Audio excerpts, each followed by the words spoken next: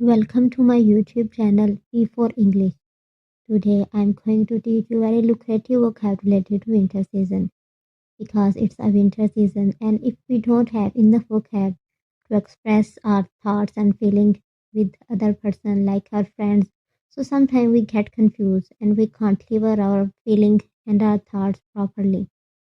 So in this series I'm going to tell you, I'm going to start from my first sentence, that is कि अक्सर जब हम सर्दियों में बात करते हैं तो हमारे मुंह से धुआं सा निकल रहा होता है, तो उसे हम इस तरह कहते हैं, I can see my breath in the air. मेरे मुंह से धुआं निकल रहा है, I can see my breath in the air.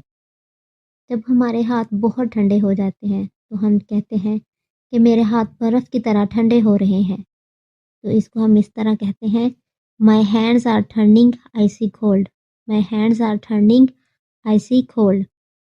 और सर्दियों में अक्सर और जब हम ये कहते हैं सर्दियों में कि मुझे बिस्तर में रहना पसंद है, मुझे सर्दियों में बिस्तर में पड़े रहना पसंद है, इसे इस तरह ट्रांसलेट करेंगे, I love to hibernate in the winter. I love to hibernate in the winter.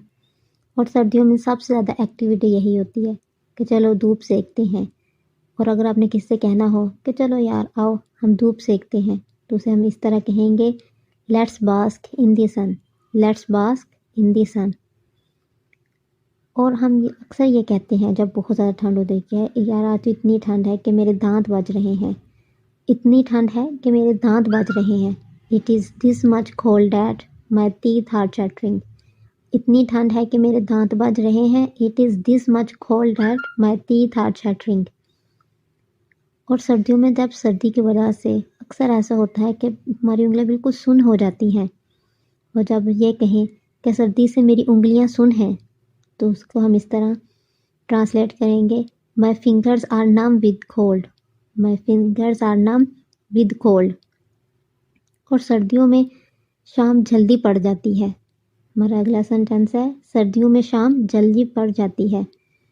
It gets dark early in the winter. It gets dark early in the winter.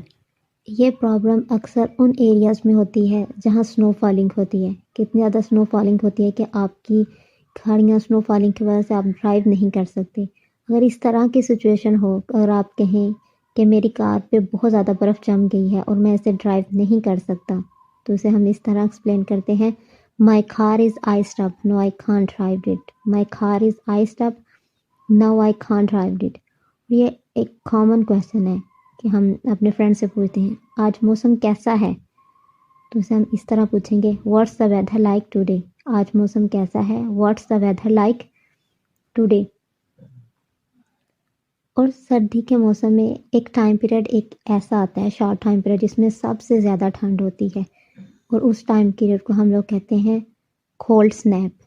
Like अगर हम कहें कि सबसे ज़्यादा ठंड सर्दियों के मौसम में 15 दिसंबर से 15 जनवरी तक होती है, तो इस हम शॉर्ट टाइम पीरियड को हम कहेंगे कोल्ड स्नैप ऑफ सीज़न। वो टाइम पीरियड जिसमें सबसे ज़्यादा ठंड होती है उसे हम कहते हैं कोल्ड स्नैप ऑफ सीज़न।